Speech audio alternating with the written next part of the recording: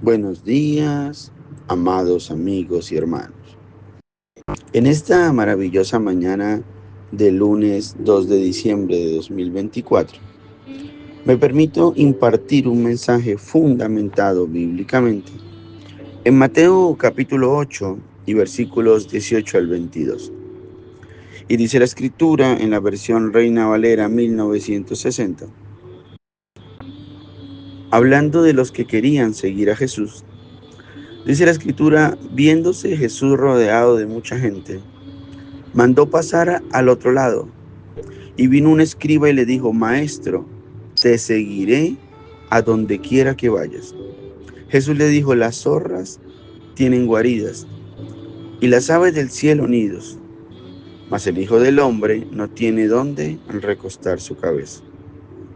Otro de sus discípulos le dijo, Señor, permíteme que vaya primero y entierre a mi padre. Jesús le dijo, sígueme, deja que los muertos entierren sus muertos. Y qué tremendo es el mensaje de la mañana de hoy. Porque tenemos que entender que Dios nos ha dado una libertad. De hecho, el apóstol Pablo en algún texto bíblico dice que fuimos llamados para vivir en libertad. Y dice el apóstol Pablo, entre otras cosas, que tenemos que procurar que esa libertad no sea un pretexto para satisfacer nuestros deseos carnales. Ahora nos encontramos con otro contexto de esa misma libertad que Dios nos da. Porque el Señor, reitero, nos llamó a libertad. Pero Él quiere que queramos, que haya en nosotros ese deseo de querer. Él quiere que salga de nuestro corazón el deseo de seguirlo. Que nadie te imponga que tienes que seguir a Jesús, que en tu corazón haya un deseo real de seguirlo. No es una exigencia vana, es una exigencia que debe nacer de tu corazón. Por eso tenemos que tener en cuenta cuál es la implicación o las implicaciones de seguir a Jesús. Jesús es claro cuando ve que alguien se anima más. Jesús es claro cuando ve que alguien está todo el tiempo anhelando más y más de Él. Y si tú quieres seguirle, entonces tú vas a entender cuál es la condición que Jesús pone. La palabra dice en el versículo 19 del texto de referencia, que vino un escriba y le dijo, Maestro, te seguiré donde quiera que vaya. Pero en el verso 20, Jesús le responde, las zorras tienen guaridas y las aves del cielo nidos.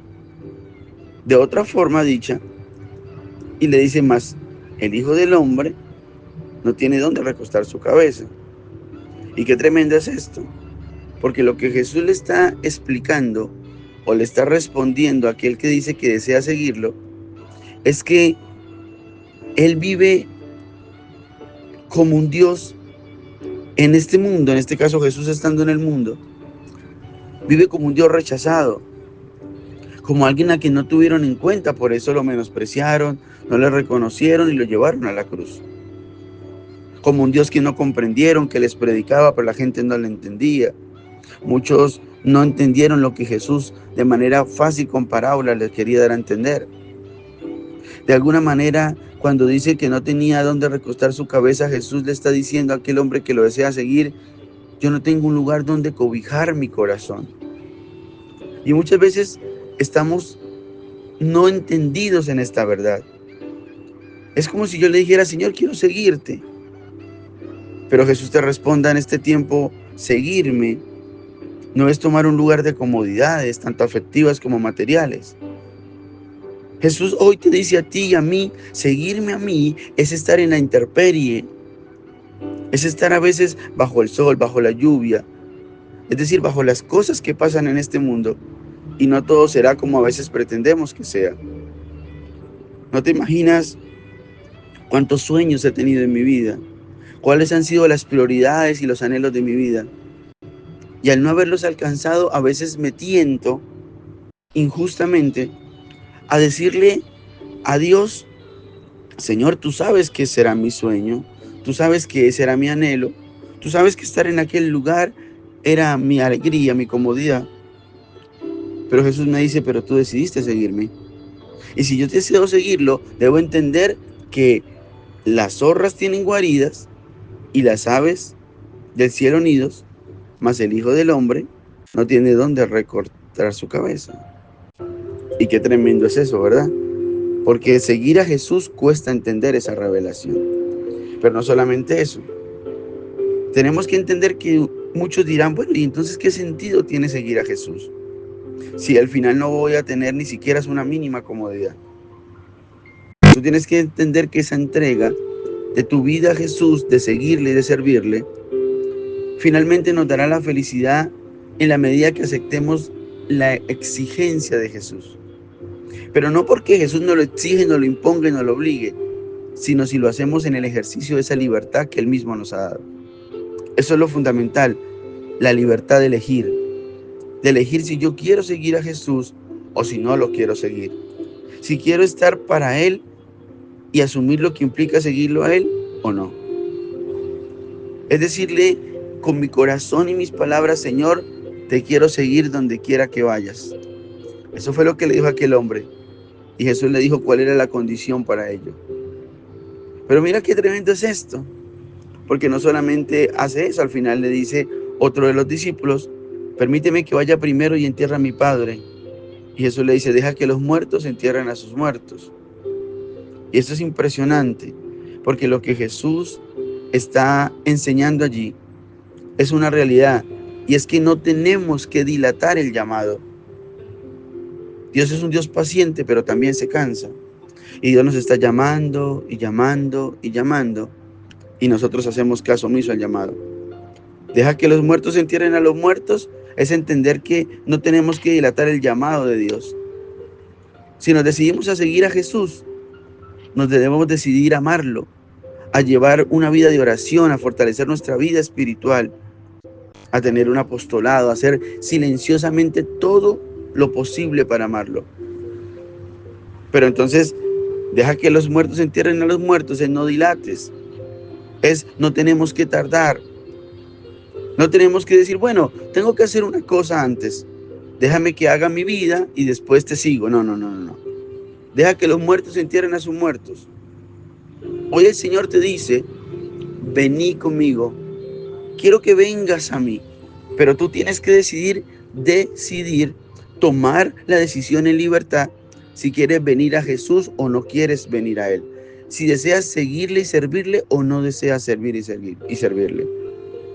Porque venir con Jesús, si lo amas de verdad, es una realidad. Y es que, perdóname la redundancia, es una verdad que significa que amar y seguir a Jesús es mejor que todas las realidades. Y me explico, tu familia, tus amigos, tu trabajo, todo. Si el Señor está primero en la vida tuya, todo lo demás vendrá por añadidura.